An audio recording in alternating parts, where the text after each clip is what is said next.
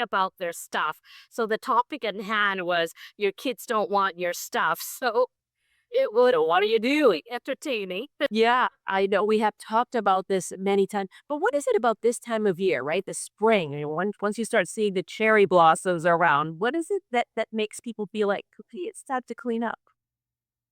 Well, it's a time for rejuvenation. We've come through, maybe not as bad as in the east. We've come through a winter spell, cold spell. The spring blossoms are out, so I think wants to sort of have it's like a bit of a rebirth and a refresh, so to speak, so that if people are looking at the stagnant spaces that they have in their homes and the stagnant stuff that they've carried around for years and years. So it's like this is the year I'm gonna do it. We're gonna dive into those files. Stagnant is such a good word because they really do just stay there. And those leader piles are terrible. They sure are. What are the items that tend to pile up even over the year? Well, there's paper. Paper is pretty insidious because it's hard to go through, and people think, "Well, I might need it one day." And paper is difficult because it's one page at a time that you're going through, and definitely it's the memorabilia. It's all of the memorabilia. I always say it's never about the stuff. It is always about the relationship that we have with our stuff. So everything holds a memory, it holds an intention.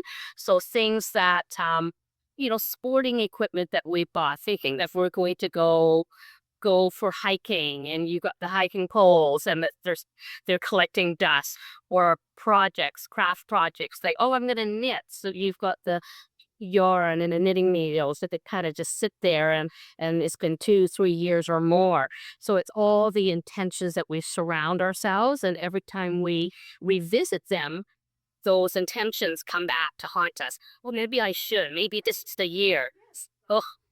So yes, what do you do about that? Because it could very well still happen this year. How do you deal with those intentions? Well, I think the most important thing is about what space do you have and what do you want your stuff or do you want your space? I always say door number three is not part of the equation here. So you've got to be really clear as to what your why is. And if space is what you're craving for, then one has to deal with their stuff with that. And it's also looking at your life, having a really good look at where is your life right now, and do the items that you surround yourself with in your home, in your spaces, does it relate to who you are today?